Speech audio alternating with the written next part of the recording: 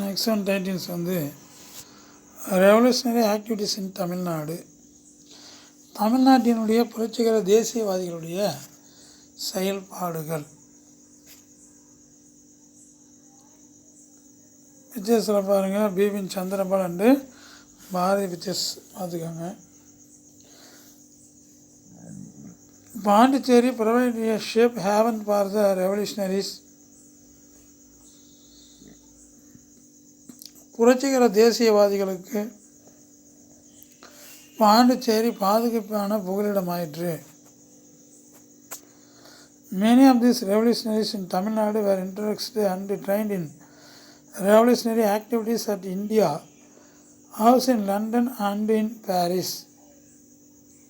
தமிழ்நாட்டைச் சேர்ந்த புரட்சிகர தேசியவாதிகள் பலருக்கு புரட்சிகர நடவடிக்கைகள் குறித்த அறிமுகமும் பயிற்சியும் லண்டனில் இருந்த இந்திய ஹவுஸ் என்ற இடத்திலும் பாரிஸிலும் வந்து வழங்கப்பெற்றது. எம்பிடி ஆச்சாரியா, விவி சுப்பிரமணியனார் மற்றும் TDS Rajan were prominent among them. அவர்களில் முக்கிய மாணவர்கள் எம்டி ஆச்சாரியா, எம்பிடி ஆச்சாரியா, விவி சுப்பிரமணியனார் மற்றும் டிஎஸ்எஸ் ராஜன் ஆகியவர் ஆவார். Revolutionary literature was distributed by them in Madras through Pondicherry. அவர்கள் புரட்சிகர நூல்களை பாண்டிச்சேரி வழியாக சென்னையில் விநியோகம் செய்தனர். Radical papers such as India, Vijaya and Surodayam came out of Pondicherry. புரட்சிவாத செய்தித்தாளான இந்தியா, விஜயா, சூரியோதயம் ஆகியன பாண்டிச்சேரியிலிருந்து வெளிவந்தன. நெக்ஸ்ட் பிக்சர்ஸில் அந்த பிக்சர்ஸ் பாருங்கள். VV Subramanianar and Aravind கோஷு.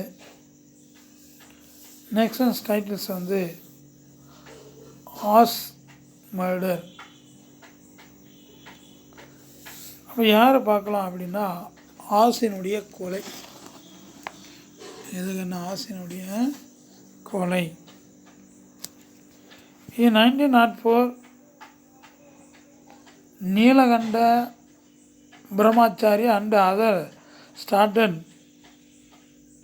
Bharata Mata Society, a secret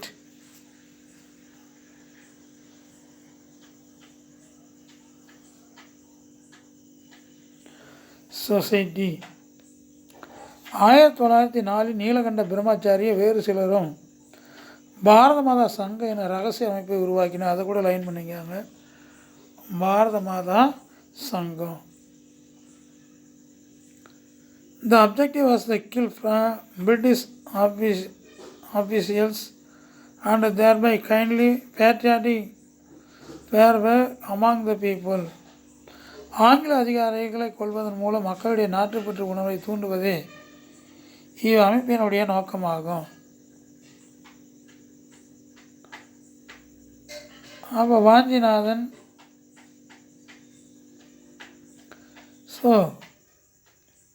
of Sengotai was influenced by this organization.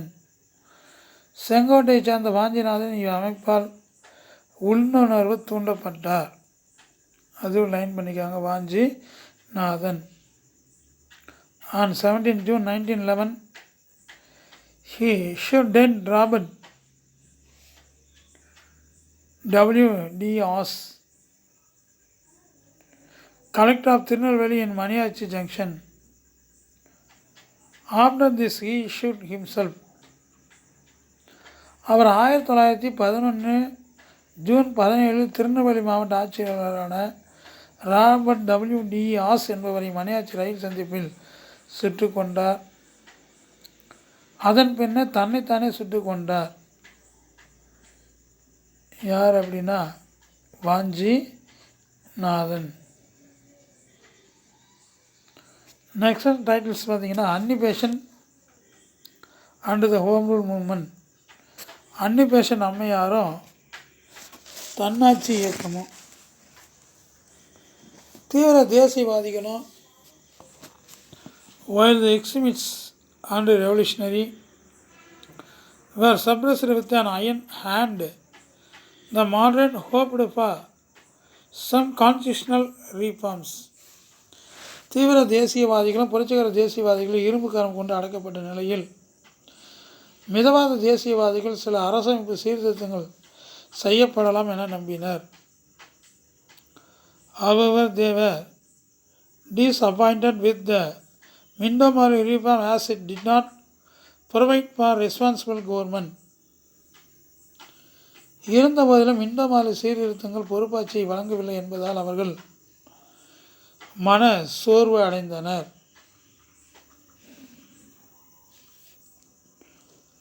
Thus, when the national movement was in its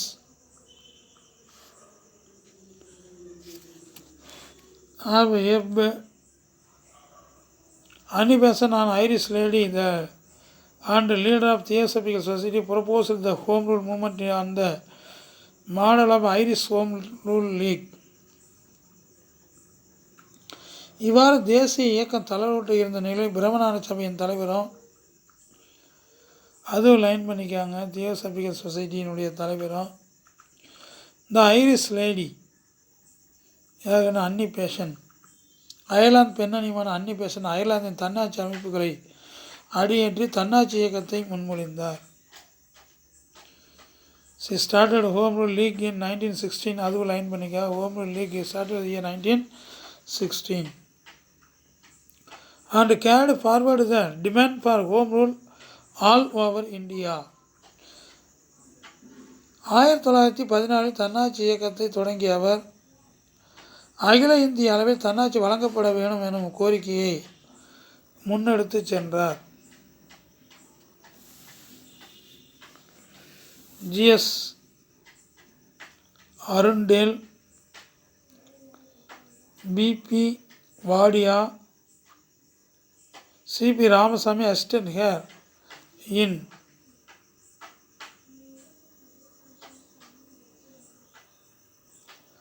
in this combine.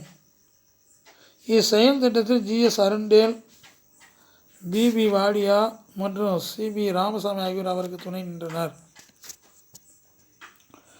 The demanded home rule with the only nominal allegiance to British crown. இவர்கள் கோரிய தன்னாட்சி ஆங்கில அரசிடம் ஓரளவிற்கான விசுவாசத்தை கொண்டிருந்ததாக அமைந்தது. She started the newspapers New India and Commonwealth to carry forward her agenda. தன்னுடைய திட்டத்தை மக்களிடையே கொண்டு செல்வதற்காக Annie Besant New India, Commonwealth எனும் 2 செய்தித்தாள்களை தொடங்கினார். அதுவும் லைன் பண்ணிக்காங்க. Annie Besant started a news பேப்பர்னா நியூ இந்தியா அண்டு காமன்வெல்த்.